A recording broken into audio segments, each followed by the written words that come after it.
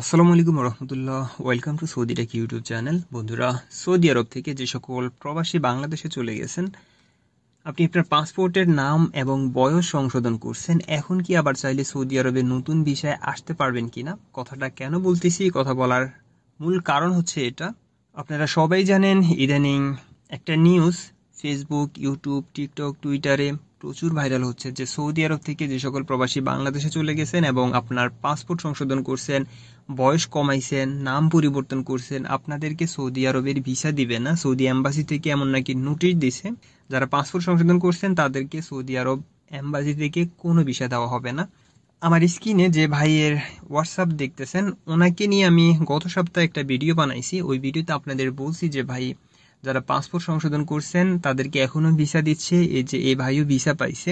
আজকের ভিডিওটা আপনাদের দেখাবো।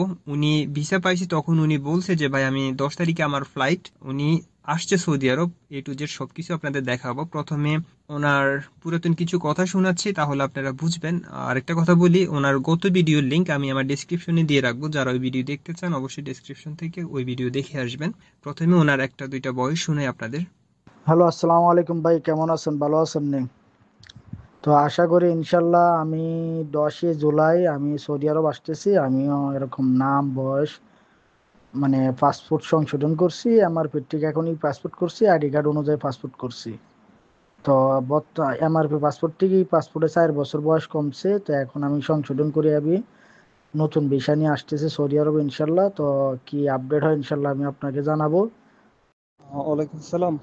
ভাই, আপনার পাসপোর্টটা বিশেষ হয়েছে কবে? আপনার একটু কাইন্ডলি ডেটটা বলবেন, হ্যাঁ? ভাই আসসালামু আলাইকুম ভাই, ওই যে বিষয়টা পাইছি আপনার মে মাসের 19 তারিখ 2025।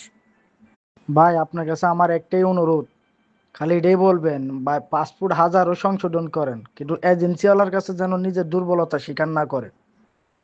যখন এজেন্সিওয়ালার কাছে দুর্বলতা নিজে স্বীকার করবে, সে তখন হয়রানি করা শুরু করে। এই আপনাকে বিষয় দিচ্ছে না, কন্ট্রাক্টে ঢুকাইতে হবে, এই করতে হবে, এই করতে হবে। কথা বুঝছেন ভাই? এ মানে আপনার ইমোশনালে আঘাত কইরা আপনার থেকে টাকা খাওয়ার চিন্তা করে ভাই, বুঝছেন?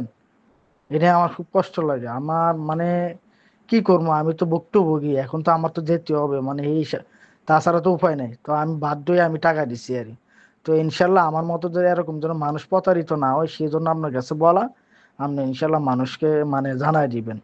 দেখছি ভাই, তবে কোথাও সেম, বুঝছেন? যদি সৌদি এম্বাসি থেকে এটা বলে যে আহ, যাদের পাসপোর্টের বয়স সংশোধন করবে তাদেরকে ভিসা দিবে না, তো যে এজেন্সি আপনার পাসপোর্টের লাস্টে ভিসা লাগাইছে, সৌদি এম্বাসি কি ওনার বাপের?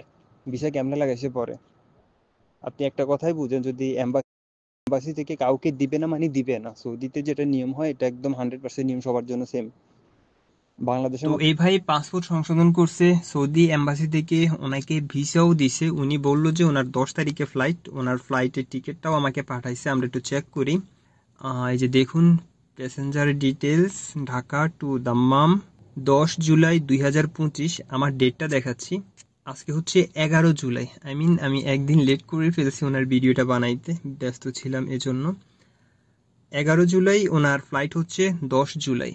তো আমরা দেখি উনি আসছে কিনা। এই যে উনি আমাকে SMS করছে, ভাই আলহামদুলিল্লাহ আমি ফাইনালি সৌদি দাম্মাম এসেছি। ইমিগ্রেশনে যাওয়ার পর আমার একটা আঙ্গুলে ফিঙ্গার নিছে, তখন সাথে সাথে পাসপোর্টে সিল মেরে দিছে, আমাকে একটা প্রশ্ন করে নাই। রাত 1টা 30 মিনিটে আমার লোক এসে এয়ারপোর্ট থেকে নিয়ে গেছে। আলহামদুলিল্লাহ, হাজার সংশোধন করেন, আপনি লিগেল আছেন, আপনার কোনো সমস্যা নাই, আসতে পারবেন। উনিও আসছে। সেম কথাটা আমি আমার প্রত্যেক ভিডিওতে বলি, সবাইকে বলার চেষ্টা করি। আমি আপনাদের একটা কথা বলি ভাই, আমরা যে ভিডিও বানাই ইউটিউবে, আপনাদের জন্য ভিডিও ছাড়ি, এমনটা না যে হঠাৎ করে মাথায় কিছু একটা আসলো ওটা দিয়ে টপ টপ করে মুখ দিয়ে বলে ভিডিও বানাই ফেলি, না ভাই। আমরা যখন ভিডিও বানাই অনেক কিছু চিন্তা ভাবনা করতে হয়। একটা ভিডিও যখন পাবলিকলি আপলোড করব বা আপলোড করি, আপলোড করার পর আমাদের ভিতরে অনেক কিছু আসে যে ঠিক আছে, আমি তো এই ভিডিওটা পাবলিকলি আপলোড করছি, এখন মানুষের রিয়েকশন কেমন? আমার যদি ভিডিওটা ভুয়া বা যে কোনো কিছু দিয়ে আমি ভিডিও বানাই, ছেড়ে দেই, ফেক ভিডিও ছেড়ে দেই, অনেকেই আছে ভাই আমার থেকে হাজার বুঝে, আমি কিছু বুঝি না। আমার থেকে হাজার বুঝার লোক পৃথিবীতে অনেক আছে। পৃথিবীর কথা বলতেছি, কারণ ভিডিওটা পাবলিকলি যে কোনো কান্ট্রিতে যে কেউ দেখতে পারে। এই জন্য চেষ্টা করি সবসময় যাচাই বাছাই করে তারপর ভিডিও আপলোড করতে। তো দেখুন ভাই, এমনটা না যে শুধুমাত্র আজকে যে ভাইকে নিয়ে ভিডিও আপলোড করছি শুধু ওনার ভিডিও দিচ্ছি, না ভাই। আমি নেক্সটে আরও ভিডিও দিছি, ইন ফিউচারে আরও ভিডিও দিব যে পাসপোর্ট সংশোধন করে আসতে পারবেন কিনা, বা উনি আসতে পারলে আপনিও আসতে পারবেন। আমার ভিডিওতে আমি কখনোই নিজ থেকে কথা না বলার চেষ্টা করি যারা এই প্রবলেমে আছে তাদের মুখ থেকে আপনারা শুনলে বিদেশের ব্যাপার ভাই, আপনার মেন্টালিটির ব্যাপার। যারা বিদেশে আসবেন বা এসব প্রবলেমে আছেন তারা বুঝে যে মেন্টালি চাপ যে কি একটা বড় কষ্টের, এটা একমাত্র তারাই বুঝে যারা এই সমস্যায় আছে।